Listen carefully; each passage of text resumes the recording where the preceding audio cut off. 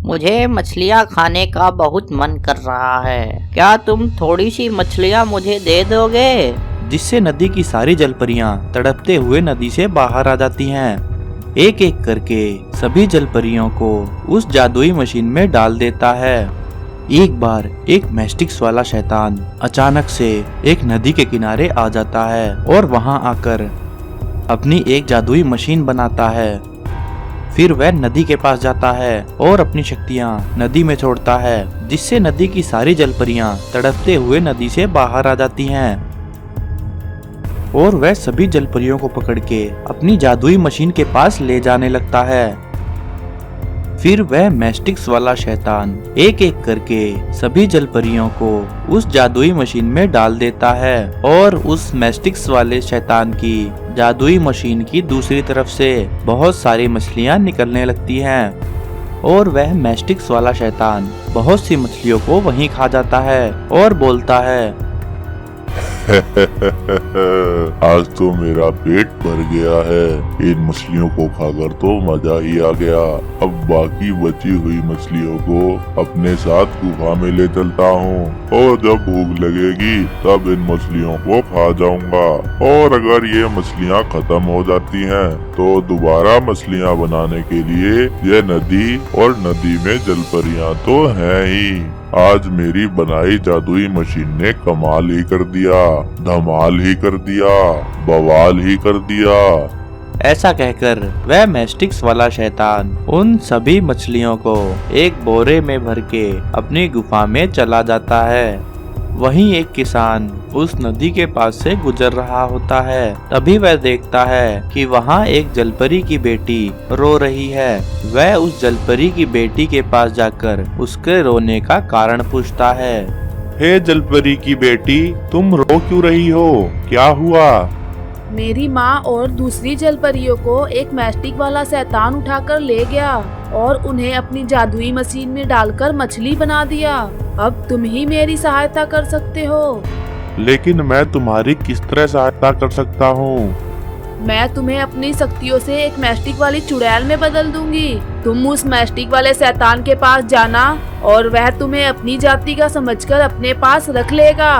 फिर तुम किसी तरह उसे अपनी बातों में फंसाकर इस कुएं के पास ले आना। जब तुम यहाँ उसे लाओगे तब मैं उसकी जादुई मशीन चुरा लूंगी और उस जादुई मशीन को उस कुएं में डाल दूंगी और हम उसे फिर उस कुएं में गिरा देंगे, क्योंकि उस मैस्टिक वाले शैतान का अंत केवल उस जादुई मशीन से ही हो सकता है। ऐसा कहकर वह जलपरी की बेटी रामू को एक मैस्टिक्स वाली चुड़ैल में बदल देती है और वह मैस्टिक्स वाली चुड़ैल मैस्टिक्स वाले शैतान से जादू सीखने के लिए उसकी गुफा में पहुंच जाती है और बोलती है, अरे मैस्टिक्स वाले शैतान, क्या तुम्हारे पास मछलियाँ हैं? मुझे मछलियाँ खाने का बहुत मन कर रहा है। क्या तुम थोड़ी सी मछलियाँ मुझे दे दोगे? अरे तुम यहाँ कैसे? और मछलियाँ तो खत्म हो गई हैं। क्या कहा? मछलियाँ खत्म हो गई हैं? अब तो मुझे भूखा ही सोना होगा। नहीं नहीं, मेरे पास एक जादुई मशीन है, उससे हम बहुत सी मछलियाँ बना सकते हैं। चलो मेरे साथ, मैं तुम्हें दिखाता हूँ। अरे मैस्टिक्स वाले शैतान, जादुई मशीन तो मेरे पास भी है, लेकिन वह एक कुएं में गिर गई है और मुझसे निकल नहीं रही है। चलो पहले मेरी वह मशीन निकाल लेते हैं, उसके बाद हम तुम्हारी जादुई मशीन के पास जरूर चलेंगे। अच्छा, चलो ठीक है, पहले तुम्हारी ही मशीन निकाल देते हैं। ऐसा कहकर वह दोनों कुएं के पास चले जाते हैं। मैस्टिक्स वाला शैतान देखता है कि चुड़ैल की जादुई मशीन एक कुएं के अंदर गिरी हुई है और बोलता है, अरे चुड़ैल, यह तो बहुत आसान काम है। इस मशीन को तो मैं 2 मिनट में निकाल सकता हूँ। यह तो बच्चों का खेल है। अभी देखो मैं इस जादुई मशीन को कैसे निकालता हूँ। जैसे ही मैस्टिक्स वाला शैतान उस जादुई मशीन को निकालने के लिए आगे बढ़ता है, तभी वह चुड़ैल मैस्टिक्स वाले शैतान को उस मशीन में गिरा देती है। मैस्टिक्स वाले शैतान के उस मशीन में गिरते ही सभी जलपरियां एक एक करके उस मशीन से आजाद हो जाती हैं और मैस्टिक्स वाले शैतान के मरते ही रामू अपने असली रूप में आ जाता है। सभी जलपरियां रामू का धन्यवाद करती हैं। सुंदरवन के घने जंगलों के पास नागलोक में इच्छाधारी नाग और नागिन रहते थे। वहाँ पर नागराज और नागिन राज करते थे। उनके राज में नागलोक के सभी प्राणी खुशी खुशी रहते थे। वहीं पास ही एक नदी में कालिया नाग रहता था। एक बार कालिया नाग की इच्छा हुई कि वो नागलोक पर कब्जा कर ले, इसलिए वो नागलोक पर हमला कर देता है। इच्छाधारी नागराज और नागिन उसे युद्ध में हरा देते हैं और उसकी सारी शक्तियाँ छीन लेते हैं। उसकी सारी शक्तियाँ छीनने के बाद उसे इंसानी रूप में कैद कर देते हैं। कालिया नाग इंसानी रूप में धरती लोक पर रहने लगता है। वहीं धरती लोक पर एक चुड़ैल भी रहती थी। उस चुड़ैल के पास लोगों को भूत बनाने की शक्ति थी। वो अपनी शक्तियों से लोगों को भूत बना देती थी और फिर उन्हें अपना गुलाम बना लेती थी। इस तरह धरती लोक पर उस चुड़ैल का आतंक बहुत फैल गया था। जब कालिया नाग को चुड़ैल के बारे में पता लगता है तो वो चुड़ैल के पास जाता है और चुड़ैल को बोलता है, हे चुड़ैल महारानी, आप तो बहुत शक्तिशाली हैं। इस पूरी पृथ्वी लोक पर आप जैसा कोई नहीं, परंतु नागलोक में नागों के राजा इच्छाधारी नागराज आपकी बहुत बुराइयां करते हैं।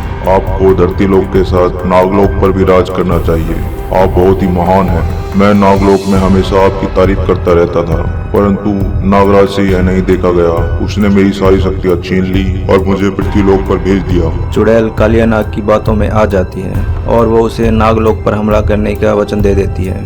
कालिया नाग चुड़ैल से बोलता है कि आपको नागलोक में हमला करने के लिए बहुत बड़ी सेना चाहिए। आप सभी गांव वालों को अपने जादू से भूत बना दो और अपनी सेना बनाओ। हम नागलोक पर हमला करेंगे और नागराज से उसकी नागमणि छीन लेंगे। आप नागलोक पर राज करना और मैं नागमणि पाकर अपना असली रूप फिर से धारण कर लूंगा। उसकी ये बात सुनकर चुड़ैल उससे बहुत खुश होती है।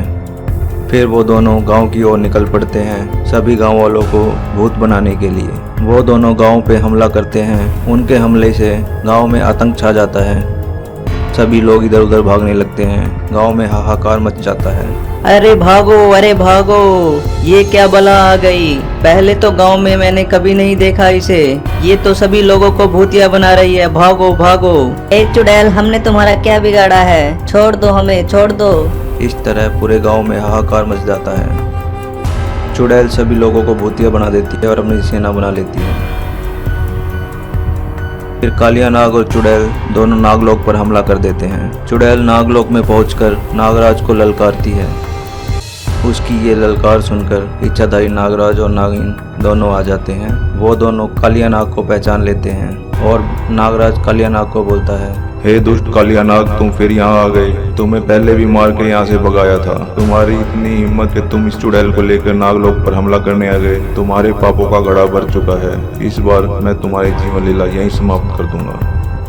नागलोक में घमासान लड़ाई मच जाती है। चुड़ैल अपनी शक्तियों का वार नागराज पर करती है। नागराज भी अपनी शक्तियों का वार चुड़ैल पर करता है। जैसे ही उन दोनों के बीच लड़ाई हो रही होती है तभी कालिया नाग चुपके से नागलोक में जाता है और वो नागमणि चुरा लेता है। उसे नागमणि चुराते हुए इच्छाधारी नागिन देख लेती है।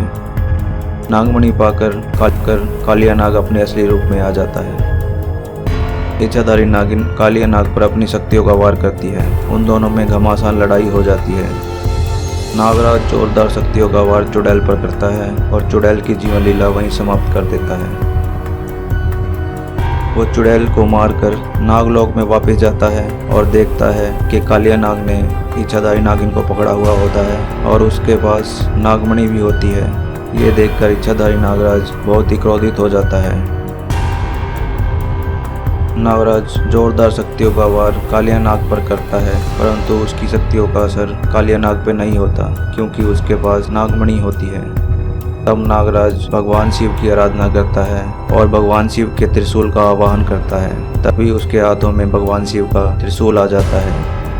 वह उस त्रिशूल से कालिया नाग पर वार करता है। उस त्रिशूल के लगते ही जोरदार धमाका होता है और कालिया नाग की जीवन लीला वहीं समाप्त हो जाती है। इच्छाधारी नागराज और नागिन फिर से नागलोक पर राज करने लगते हैं और उनके राज में सभी लोग सुखी सुखी रहने लगते हैं। तो प्यारे दोस्तों, कैसी लगी आपको यह कहानी? ऐसी ही और कहानियाँ देखने के लिए हमारे चैनल से जुड़े रहें। धन्यवाद।